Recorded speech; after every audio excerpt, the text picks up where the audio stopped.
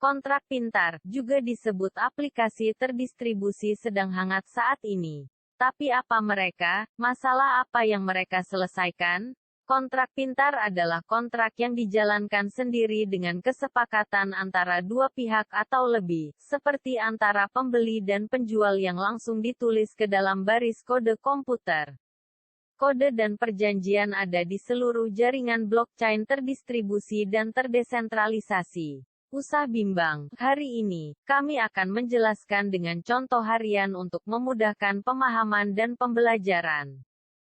Istilah kontrak pintar, pertama kali digunakan oleh Nick Szabo pada tahun 1997, jauh sebelum Bitcoin diciptakan. Dia adalah seorang ahli sains komputer, sarjana undang-undang, dan kriptografer. Dengan katanya yang tepat secara sederhana, dia ingin menggunakan buku lehar yang terdistribusi untuk menyimpan kontrak. Sekarang, kontrak pintar seperti kontrak di dunia nyata, satu-satunya perbedaan adalah bahwa ia sepenuhnya digital. Kontrak pintar adalah kode komputer yang disimpan di dalam blockchain, juga dikenal sebagai jika ini terpenuhi maka akan terjadi. Kontrak pintar yang paling umum ditulis di jaringan Ethereum menggunakan Solidity, sintaks yang mirip dengan JavaScript. Anda mungkin biasa dengan platform pengumpulan dana seperti Kickstarter atau Indiegogo. Siapapun yang memiliki ide bagus dapat pergi ke platform ini, membuat proyek, menetapkan tujuan pendanaan, dan mulai mengumpulkan uang dari orang ramai yang percaya pada konsep tersebut. Pihak ketiga duduk di antara ide dan penyokongnya. Ini berarti bahwa mereka berdua perlu mempercayai platform ini untuk menangani uang mereka dengan baik. Jika proyek berhasil didanai, proyek mendapat uang untuk realisasi. Di sisi lain, penyokong ingin uang mereka pergi ke proyek jika didanai atau mendapatkan uang kembali ketika tidak mencapai tujuannya. Kedua-dua belah pihak perlu mempercayai platform. Tetapi dengan kontrak pintar, kita dapat membangun sistem serupa. Mereka adalah kontrak pintar.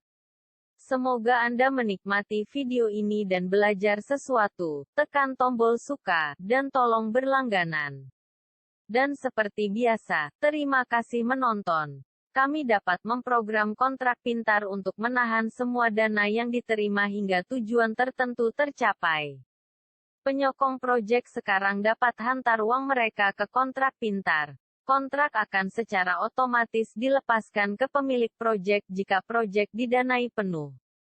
Begitu pula sebaliknya, jika tidak dapat mencapai tujuan pendanaan, maka uang akan otomatis kembali ke penyokong.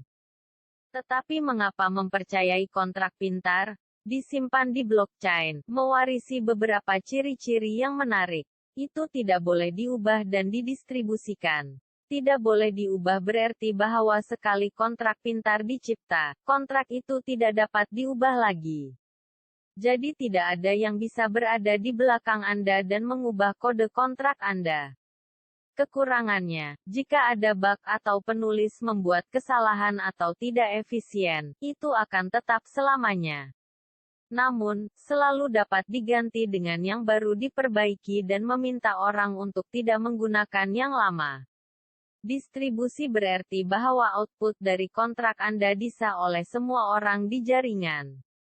Tidak ada perbedaan atau bahkan prasangka karena tidak ada manusia yang terlibat, hanya kode, tiada diskriminasi. Jadi tidak ada satu orang pun yang tidak dapat memaksa node untuk mengeluarkan dana karena orang lain di jaringan akan dikesan dan menandainya sebagai tidak sah. Merusak kontrak pintar menjadi hampir tidak mungkin. Kontrak pintar dapat diterapkan pada banyak hal berbeda. Ada beberapa blockchain yang menyokong kontrak pintar, tetapi yang terbesar adalah Ethereum.